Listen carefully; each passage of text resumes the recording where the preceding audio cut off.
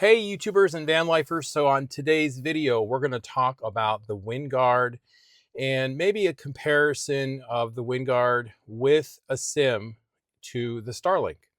And so I've had Starlink, as you know, now for probably about 2.5 weeks.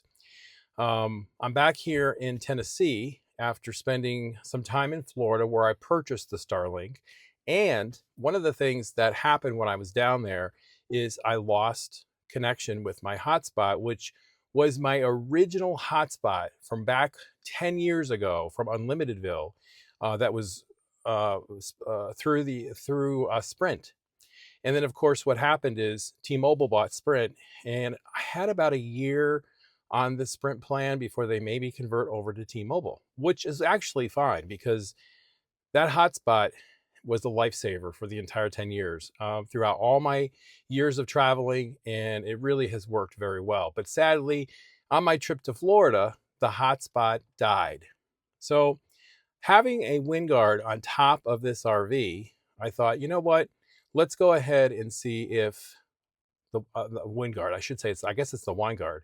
Let's see if the Winegard 2.0 Connect with a T-Mobile SIM card will give me hotspot and mobility with my internet connection. So let's take a look at the two speed tests. One speed test with T-Mobile and the other speed test with the Starlink.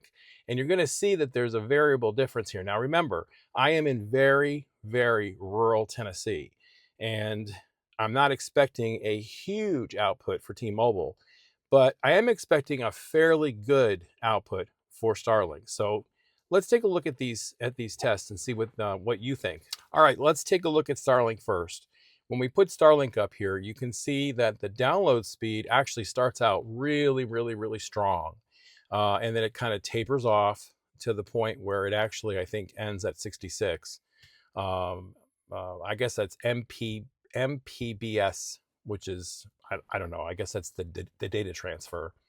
And the upload speed's actually kind of slow, but at the end of the speed test entirely, you can see that the Starlink is a very fast internet solution, even out here in rural Tennessee. Now, I do have some obstructions with my Starlink because I have a lot of trees around, but as Starlink does its connections, it works through and around some of those obstructions, which are really on the peripheral of my zone. So, but overall, I've been using Starlink out here and it has worked flawlessly without any issues. Of course, I used it in Florida without any problem. So let's take a look at T-Mobile.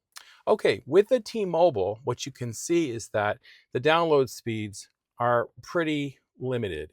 And I'm not sure what the download speed ends with, but the upload speeds are kind of slow. But at the end of the speed test, it says your internet's fine. Now, what I find happening with T-Mobile through Winegard 2.0 Connect is that the speed is variable no matter where I'm at in the RV. Now, obviously, if I'm by towers, I'm going to get a very, very good speed. But if I'm not by towers, then I'm going to obviously have a lower speed or no connection at all. Now, I'm parked in the driveway of my home base right now, and when I'm inside of the house, Winegard will connect automatically and give me signal, and I'll be able to surf the internet or do whatever I need to do, but then it automatically just cuts off. So it really depends on the Wi-Fi and where I'm at in the house. Now, when I'm in the RV itself, I've got great connection and I've got great service as long as there's a cell tower in my proximity. Okay, so when you think about, a mobile hotspot, or if you consider the Starlink, really that choice is up to you. For me, as a digital nomad, it's really important that I have strong, good connection on the road so that when I'm going to work, because I work Monday through Friday, I need to make sure that I have a good connection that allows for video conferencing and allows for, obviously, email and a number of different functions that, your internet speed really kind of controls. So I'm going to show you a couple pictures here. You'll see that the Winegard is here on top of the RV, and the Winegard itself is self-contained. It also offers a antenna for the television and Wi-Fi services. My setup was a little bit complicated.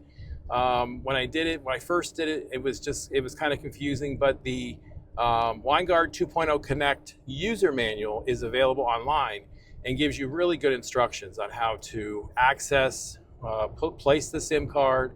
I'm not going to go through all that. There's a million videos on how to set your Winegard 2.0 Connect up.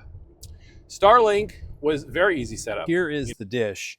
It's just a standard ground dish with a, let's see, with a little stand in the back.